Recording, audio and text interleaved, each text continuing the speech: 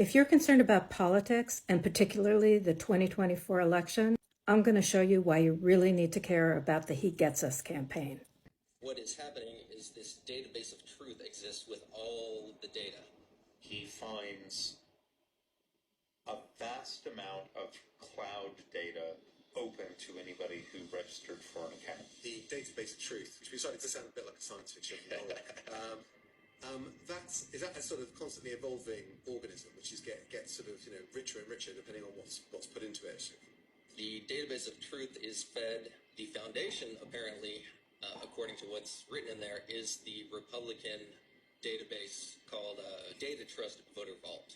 There's a company named Data Trust that is very close to the Republican Party, the GOP in America, so much to the point that I would say they could be considered the same entity. And then they add state voter files to, I assume, corroborate what's in the RNC's database. Then they add consumer purchasable data, such as from Experian. It's limitless what other companies would sell you data similar to Experian. Then they add lists that the campaign itself gives to them. Chris finds this data. He downloads it. He makes the authorities aware of it, the FBI aware of it.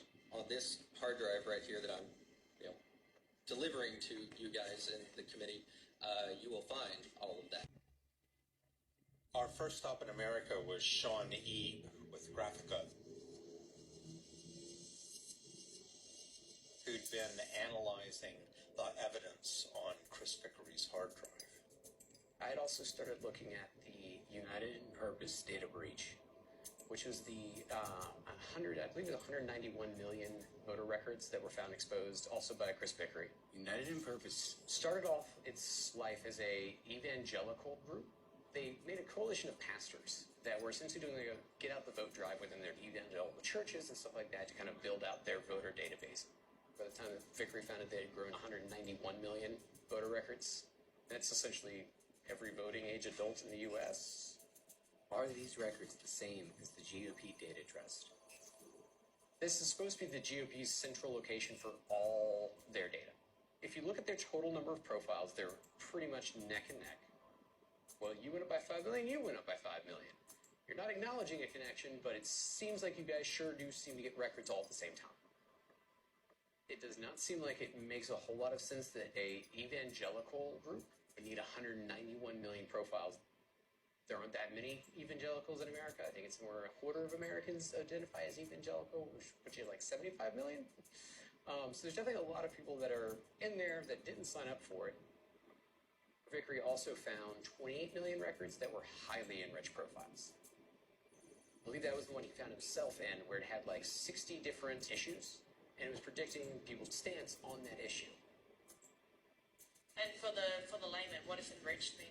So enriched, they have added in extra data saying, okay, this is a likely voter, this is a likely swing voter, this person is likely to vote based on this issue. You are a kind of one-position voter based on abortion. Doesn't matter what other policies you support, all those you can kind of ignore. This is the one that's important. So there's a pretty deep level of understanding of what what you can expect a person to do when they go to cast their vote. That's interesting because there's supposed to be a separation of church and state. Oh yeah, no, there's supposed to be. It doesn't seem like it works all the time. It's mostly software based, where we can. It's tracking. It's really we're able to custom tailor it to what we do, how we track people, how we want to communicate with those people. The data that you have on the people who already come, does that help you reach other people in the community? Sure.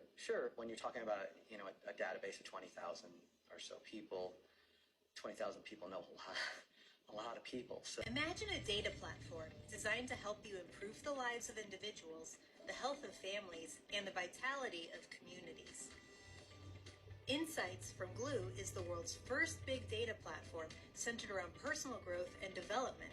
It provides a 360-degree view of your audience with a privacy-protected database that includes more than 2,200 data points for nearly every U.S. consumer.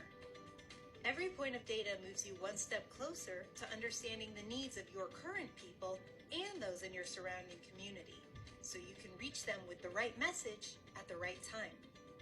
That could be people battling substance use and mental health issues, or young people seeking their spiritual path. Maximize your capacity to change lives by leveraging insights from big data so you can understand the people you want to serve, reach them earlier, and turn their needs into a journey towards growth. Growing number of churches working in partnership with Communio are seeing double-digit increases in weekly membership and collections by architecting their ministry around strengthening the core building block of community, the family. Communio's playbook is now available to your church. We help a First Church diagnose some opportunities around their church campus by identifying an audience of, say, 5,000 folks within 5 to 10 miles of a church's campus. Maybe have a marriage based on the consumer products data looks like it might be struggling in some way in their marriage. They have young kids, and they're open to an invitation to church. And then we'll reach out and help them design ministry outreach invitations through Facebook, where we'll reach out to that group of 5,000 or 10,000 folks who fit that risk area and invite them in, come to a date night event at the church, okay, with that child care provider. They'll meet people at the church and invite them over for dinner, invite them into their small group. Now these couples who didn't previously have as robust of their own personal network of friends are introduced to these folks who want to know them. Those couples can be guided over time into what we would call a growth journey. I mean, what does the church know about you data-wise?